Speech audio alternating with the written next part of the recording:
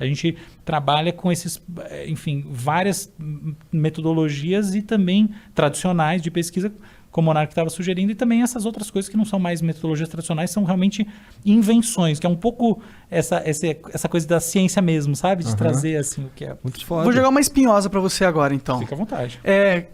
Rolou uma coisa com as pesquisas, principalmente nas eleições americanas e na brasileira também, que elas erraram bastante.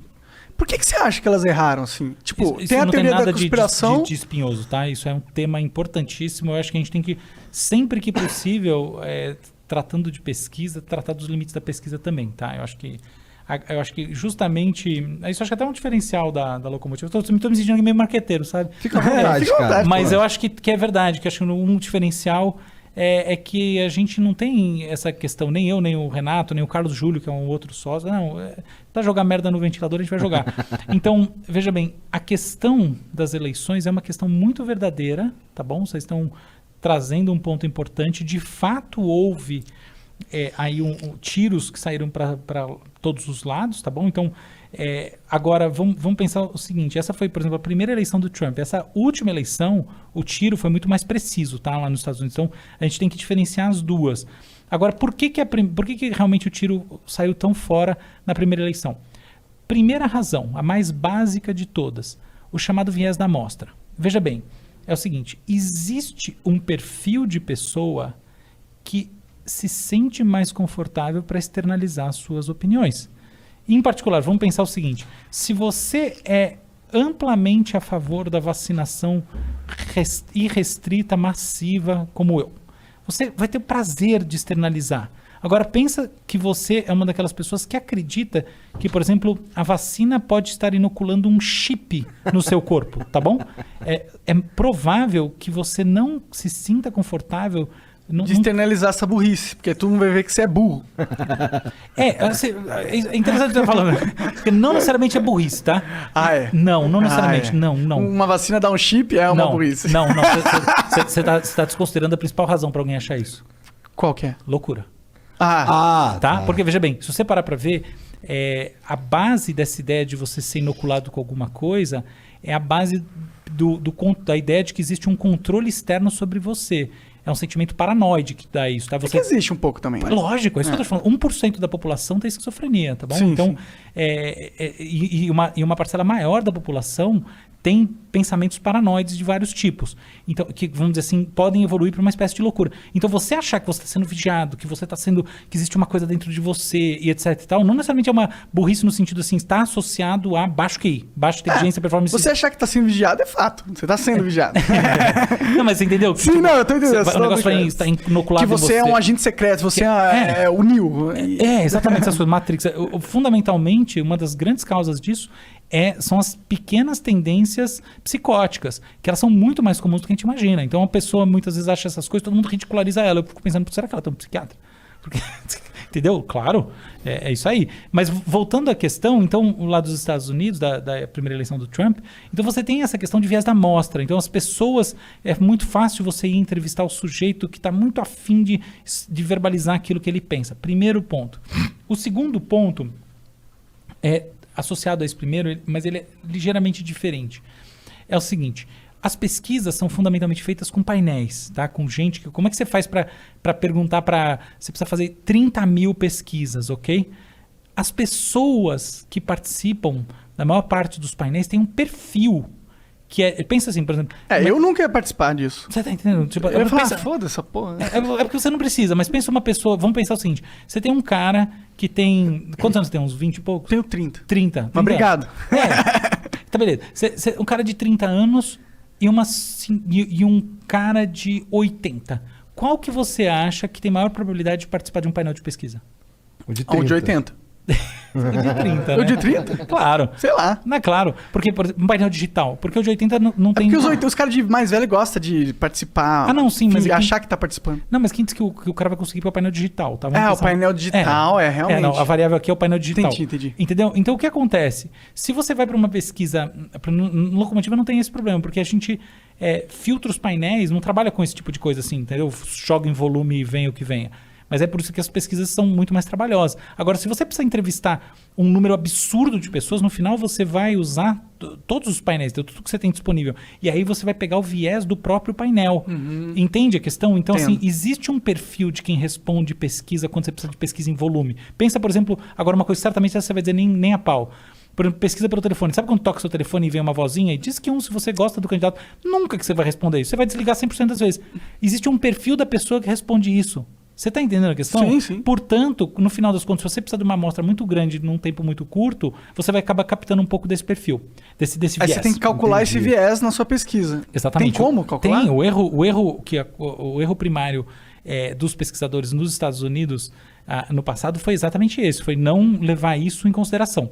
Aí tem uma terceira coisa que é o seguinte, eventualmente existe uma estratégia que inclusive a gente recriou aqui no Instituto Locomotiva de meta-análise de pesquisa. O que é isso? A gente criou um algoritmo que ele consegue trabalhar com os vieses das diferentes pesquisas. Em vez de você simplesmente produzir dado novo de pesquisa, você também consegue usar todos os dados públicos existentes e enriquecer, por exemplo, dados de IDH, dados das sessões eleitorais, dado de tudo que existe, enriquecendo essa base, e aí você consegue limar muito mais rapidamente, muito mais facilmente os viés, ainda que do ponto de vista matemático o problema se torne muito maior. Mas você consegue daí ter Então isso, por exemplo, nos Estados Unidos, existe um instituto, na verdade uma ONG chamada 538, que basicamente é um birô de construção de pesquisas com dados dos outros. Não tinha um cara famoso que encabeçava isso? Que era um cara que acertou do Obama contra o... Ele é o maior estatístico dos Estados Unidos. Eu já ouvi falar desse cara, já ouvi falar desse negócio também. Então, e o 538, basicamente, é uma metodologia, ele é baseado numa metodologia de integrar diferentes pesquisas. Então, aí tem um passo além do 538, que na verdade também é usado em muitos desses centros de inteligência fora, que é o de você enriquecer, que é isso que eu estou falando, você enriquece com dados de DH, disso, daquilo, blá, blá, blá. Então o que a gente vem fazendo muitas vezes, o que a gente vem fazendo em pesquisas mais complexas? Trazendo dados de todos os tipos, eventualmente inclusive outras pesquisas, assim, dentro de, essa produção de inteligência interna, tá? E aí enriquecendo com esse tipo de dado. Então, por exemplo, no painel lá do Todos pela Vacina, que é isso que eu falei, a gente tem muito dado, por exemplo, todos os dados de todas as cidades, todos os municípios do Brasil, de todos os tipos, então IDH, número de leitos, número de médicos, número disso, número daquilo, né? E com isso tudo a gente criou um algoritmo que dá um índice de vulnerabilidade à Covid-19 no município, que é atualizado em tempo real pela taxa de vacinação naquele lugar, e além de todas essas outras coisas que estão em torno e da pesquisa em si que é feita no Brasil todo, com os agentes de saúde e tal, que é essa coisa que o Renato Lamessós toca com a... Isso é o Todos pela Vacina, isso aí faz parte? Ou é isso?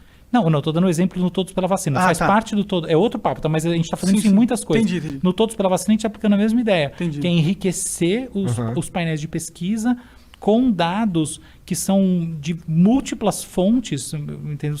A gente tem, isso é um das spin-offs, que é Clean Data, que tem mais de, 100 fontes, todas as fontes de dados que você imaginar a gente tem, entendeu?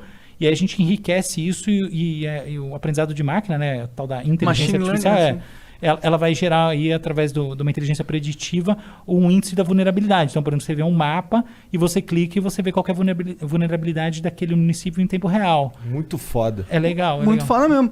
É o mesmo princípio da política, tá? Então, como é que você resolve o problema do viés da mesma maneira? Junta vários tipos de dados, você não vai resolver, tá? Mas você mitiga ele fazendo esse processamento. Pô, tu acha que... Você estava falando aí que os institutos de pesquisa lá, quando saiu aquela primeira pesquisa, que eles não levaram em consideração esses dados aí, por isso teve um erro. Não é isso? Isso é um fator. O segundo fator é o próprio perfil de painelistas, pesquisas feitas muito rapidamente. Então, e o terceiro é da natureza, do caráter intrínseco de quem gosta de responder pesquisa. Sim, sim. Então, tudo isso daí deu um resultado que... Vamos ser conspiracionista aqui rapidinho, só para eu ver o que tu acha.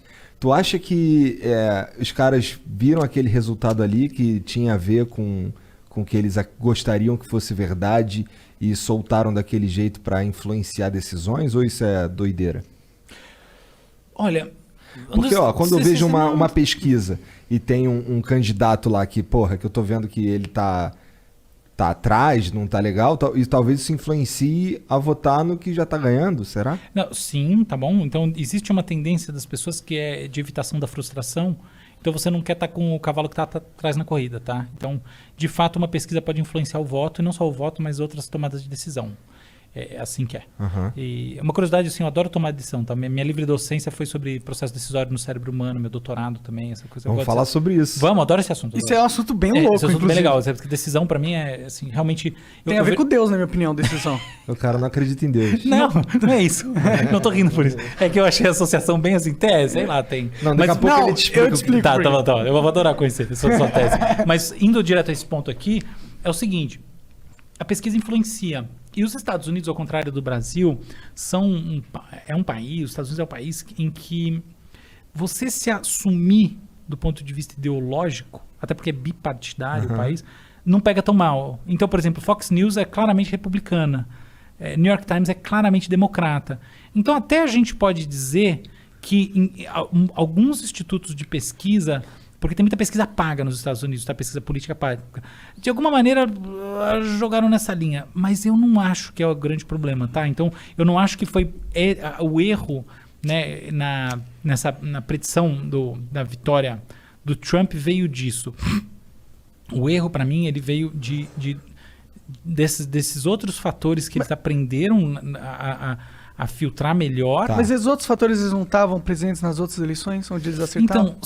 Então, putz, cara, mais ou menos, porque é o seguinte, mais ou menos, porque no caso do Trump, a primeira eleição, né, sempre tem que lembrar que a gente está falando da primeira eleição, há um fenômeno novo acontecendo, porque o Trump, de fato, ele é o cara que tem o discurso de que ele nega a política, entendeu? Então, ele era um outlier, ele foi um outlier nas primárias republicanas. Então, vamos dizer assim, que é uma coisa muito mais... é um fenômeno muito mais imponderável. Um ingrediente diferente das outras eleições. Tem. O Bolsonaro também, em certo sentido, foi... Se você pensar, por exemplo, desde a primeira eleição, desde do Fernando Henrique, o Bolsonaro é um fenômeno diferente, entendeu? Então, é nesse sentido que houve algo de difícil predição. Então o argumento mudou algo no mundo e as agências de estatística os institutos não captaram essa mudança e, portanto, não inferiram ela dentro da lógica do tratamento estatístico e das metodologias, coisa que foi aprendida e que eu acho que agora realmente, eu acho que foi a males que vem para o bem do ponto de vista da estatística, tá? Então, assim, hoje em dia a qualidade das pesquisas nos Estados Unidos subiu muito e a qualidade aqui também. Então, assim, o negócio está claramente mais sério e, do ponto de vista matemático, muito mais sofisticado. E eu vejo isso no Locomotiva. Assim, o negócio é realmente pesquisa feita com, sei lá, os 100 bilhões de neurônios que a gente tem na cabeça. Tá? Pode